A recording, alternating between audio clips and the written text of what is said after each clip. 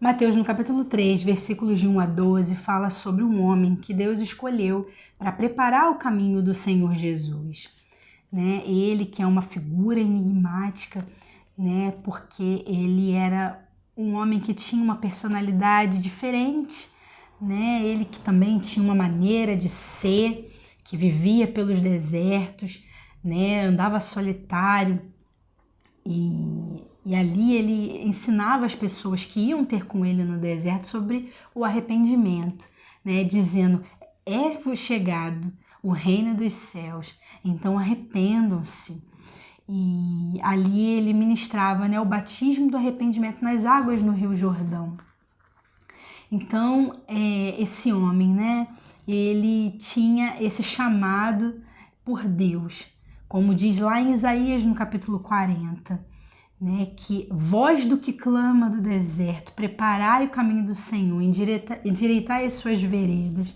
Então, a profecia, né, de Isaías 40 se cumpriu em João Batista. Bem, João Batista, ele era filho de Zacarias, né, que era um sacerdote daquele tempo, e Isabel, que era prima de Maria, mãe de Jesus. Né? Então, nós podemos ver que João Batista era primo de Jesus.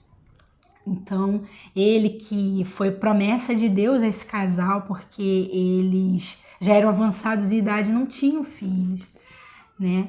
E Deus ali através do anjo Gabriel anunciou a eles que Deus daria esse varão, né, este filho, e ele seria grande, né? E a palavra de Deus diz também em Lucas no capítulo 7, versículo 28, dentre os nascidos de mulher não há profeta maior do que João Batista, né?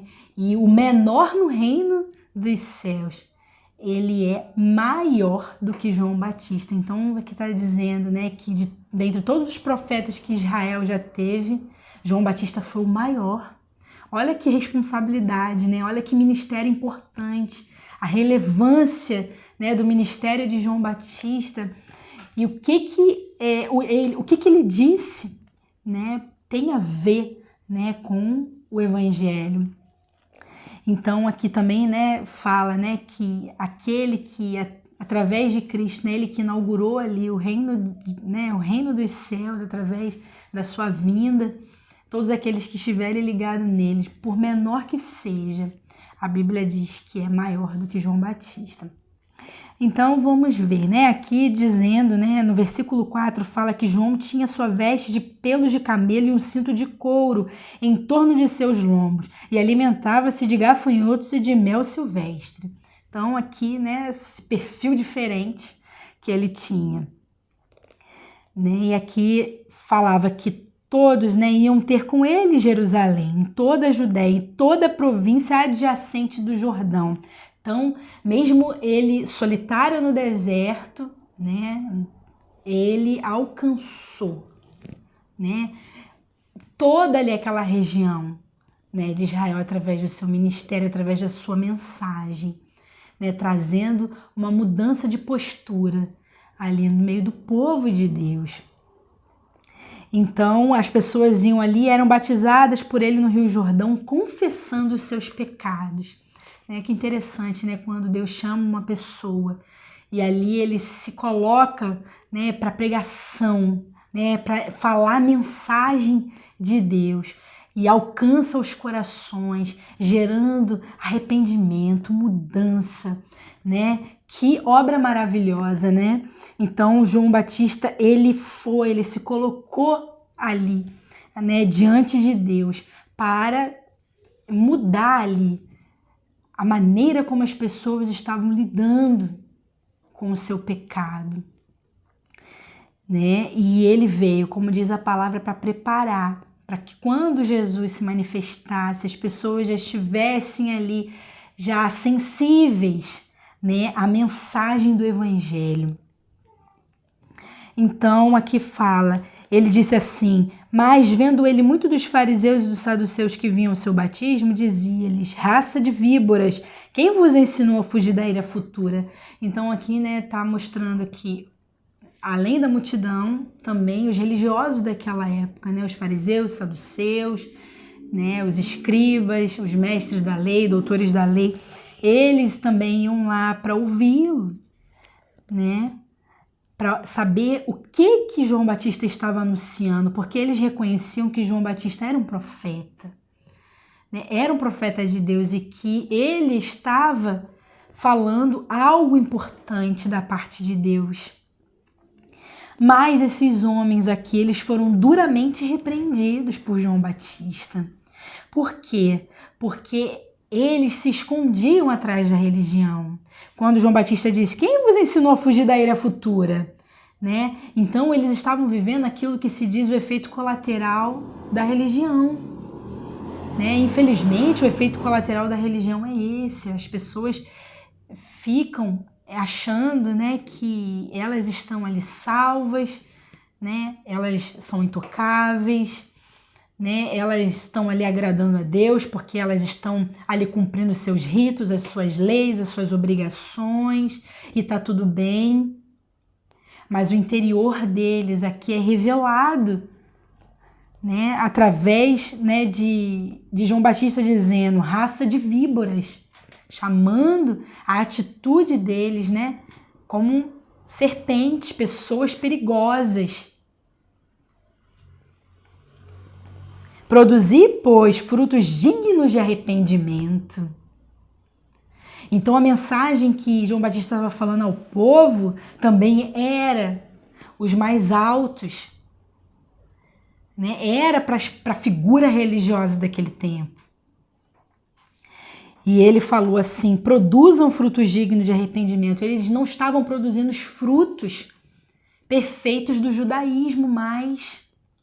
Jesus disse lá em Mateus, no capítulo 23, né, também confrontando esses mesmos religiosos, dizendo, olha, vocês exteriormente, né, são bonitos, mas por dentro são como sepulcros caiados. Todas as pessoas cumprimentam vocês, achando que vocês são, né, a santidade ali em pessoa, mas dentro de vocês escondem ali, né, o mal. As obras são imperfeitas. Então, João Batista ele segue dizendo, olha, não presumais vós mesmo, dizendo, temos por pai Abraão, porque eu vos digo que mesmo dessas pedras Deus pode suscitar filhos a Abraão. Porque eles se sentiam envaidecidos porque eles eram filhos de Abraão. E eles eram herdeiros das promessas de Abraão. Então eles, né, achavam que estavam perto de Deus por conta disso. Só que João Batista está dizendo aqui que não é porque você está ligado, você é filho de Abraão, que você manifesta as obras de Abraão. Podemos aplicar isso, não é porque, né, nós somos cristãos que manifestamos as obras de Cristo, os frutos de Cristo, porque é importante, né, manifestar as mesmas obras daquele que é o nosso Senhor. Então ele fala, né, que pode suscitar filhos a Abraão. Aqui ele está dizendo, né, porque Deus ele fez uma promessa a Abraão, dizendo, Abraão, em ti serão benditas todas as famílias da terra. Então não estava dizendo Abraão naquele momento que viria um descendente seu que se levantaria no meio do seu povo e seria o seu Messias. E que todos os povos, todas as nações colocariam nele a sua confiança. Então, através de Jesus, né, todos os povos, Jesus que ele era um filho de Abraão, nós alcançamos as promessas de Abraão. Então, por meio de Jesus. Então, aqui está dizendo, olha, e também agora está posto o machado à raiz das árvores. Então, o João Batista estava dizendo que naquele momento estava acontecendo algo, né, no templo. O machado estava posto à raiz das árvores. Toda árvore, pois, que não produz bom fruto é cortada e lançada no fogo. Então, né, aqui, se aqueles judeus, né, aqueles religiosos não manifestassem as obras perfeitas, né, como Abraão manifestou, porque Abraão foi, né, justificado porque ele creu apenas em Deus, né, antes da lei, e ele foi fiel a Deus.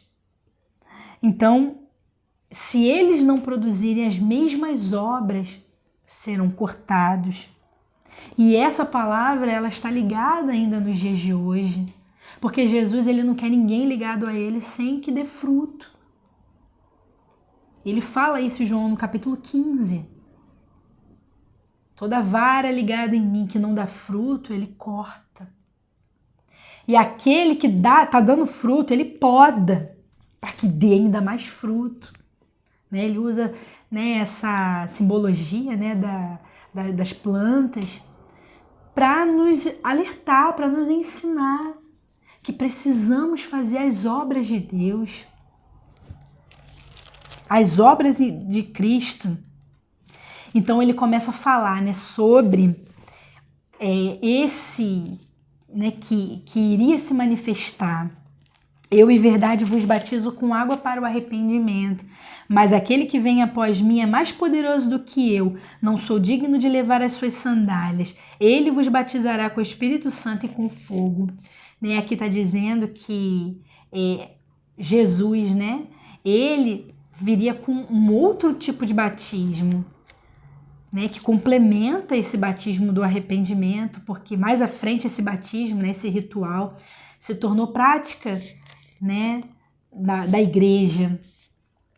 Mas ele vem com um batismo diferente, um batismo poderoso, porque ele vai compartilhar do Espírito dele, né?